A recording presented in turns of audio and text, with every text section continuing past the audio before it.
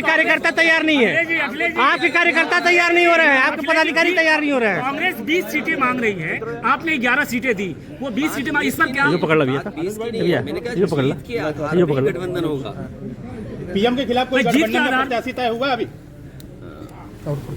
ये लोकसभा तो है ना जी, और पिछली बार भी उतरा था प्रत्याशी। बहुत जल्दी हम लोग बातचीत करके प्रत्याशी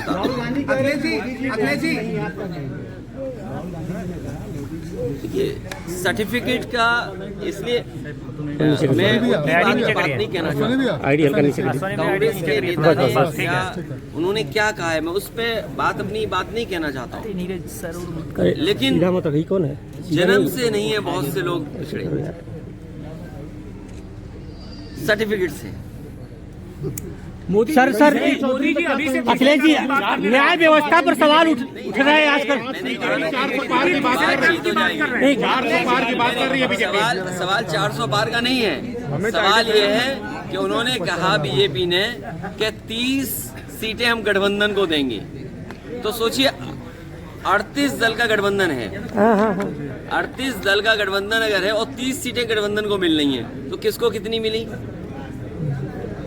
जो 400 पार का नारा दे रहे हैं वो ये कह रहे हैं 370 हम जीतेंगे और 30 गठबंधन जीत के आएगा। तो इसका मतलब ये क्या, गठबंधन को सीटें कितनी मिलने जा रही है? 30। जयंत चौधरी जी ने पोस्टर जारी किया है, थोड़ा सा ऊपर करो बाबा। देखिए, मैं आपसे कहना चाहता हूँ, खड़ा हो जा रहा है आइडिया, थोड़ा से आप भी अपने बजट के हिसाब से सवाल मत पूछो। ज्ञानवापी को लेकर न्याय व्यवस्था पर सवाल उठ रहे हैं सर। जो बातचीत है वो होगी बातचीत। मंदिर मस्जिद को लेकर के जिस तरह से ज्ञानवापी मामला है, न्याय व्यवस्था पर सवाल उठ रहे हैं, न्याय व्यवस्था पर सवाल उठ रहे हैं सर। मुख्यमंत्री जी का जो भाषण था ज्ञानवापी को लेके, तो क्या कहेंगे?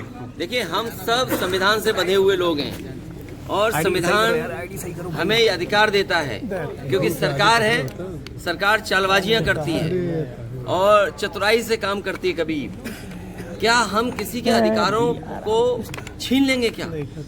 अगर किसी न्यायालय पर कोई फैसला आए तो क्या हमारे अधिकार छीन ले जाएंगे? संविधान हमें अधिकार देता है अपनी बात रखने का, और मुझे उम्मीद है कि न्यायालय आने वाले समय में न्याय करेगा। न्यायालय पर सवाल उठाना कहाँ तक सही है? मैंने न्यायालय पर सवाल नहीं आप उठाया। नहीं, जो लोग उठा रहे हैं उनके लिए क्या कहेंगे? लेकिन सवाल तो चतुराई का है ना सरकार का। क्या किसी को अगले कदम लेने पर भी रोका जाएगा? अच्छा, जयंत चौधरी से आपकी बात चल रही है क्या अभी? किसी और न्यायालय के सामने अपनी बात रखना चाहेगा तो नहीं रखेगा। अखिलेश जी, क्या आपको लगता है कि ज्ञानवापी के नाम पर मुसलमानों के साथ जाति की जा रही है? मैं आपसे कह रहा हूँ कि जो लोग सत्ता में बैठे हैं वो बाबा साहब भीमराव अंबेडकर जी के संविधान के तहत नहीं काम कर रहे।